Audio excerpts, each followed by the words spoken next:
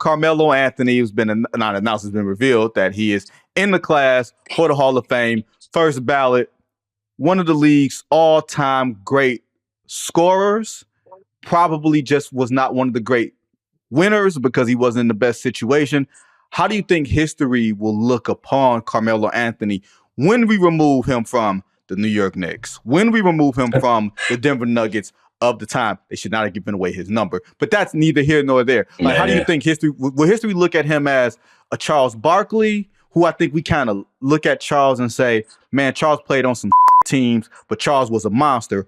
Or will we look at him and say, oh, he's a Dominique Wilkins type, where he couldn't elevate his team to a real championship level? I think there's a level of not all non-champions are created equal. True. And you just mentioned two of my favorite dudes of all time. I know. Dominique Wilkins was, man, listen, when I got a chance to work in Atlanta and do the pre and post game show for the radio side of things, like picking Dominique Wilkins' brain was like one of the more enjoyable situations that my career has ever presented me.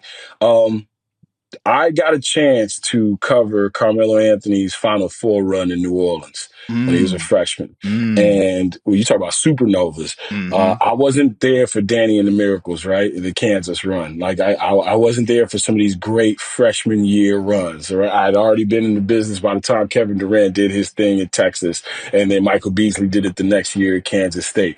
But when I tell you, a star, you know when you're around a star. Yep. Like when you're around that dude.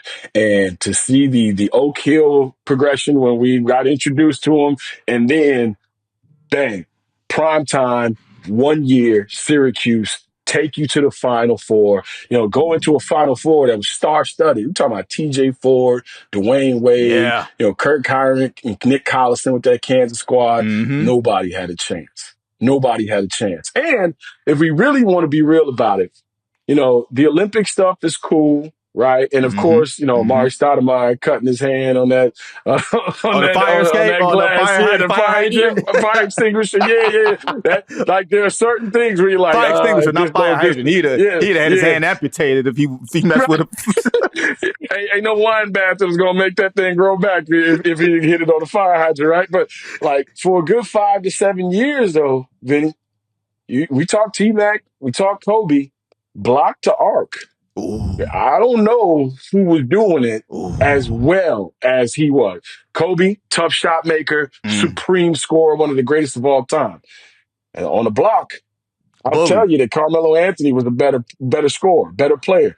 And you don't even have to say, like, he was on teams and didn't meet the moment. Carmelo was never a good defender. He wasn't, as some people thought, as good a rebounder as his body would have had you think he should have been. But the marketable skill of putting the ball in the hole. Like, how many teams do we see where it's like, man, this team's terrible for a half a quarter a game because nobody wanted to rock, and the people that do get to rock can't come through?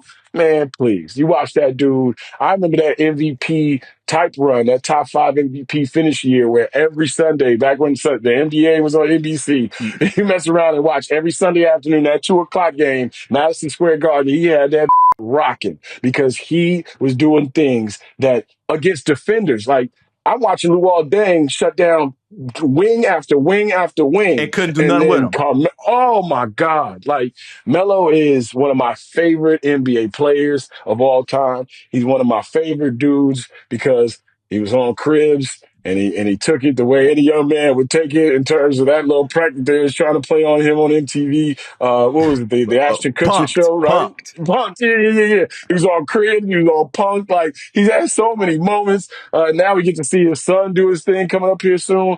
I am ecstatic that cat is. We knew he was going to be a Hall of Famer. We knew that he was going to find this time in his life to be celebrated. But there are certain dudes, man. Everybody got their guys.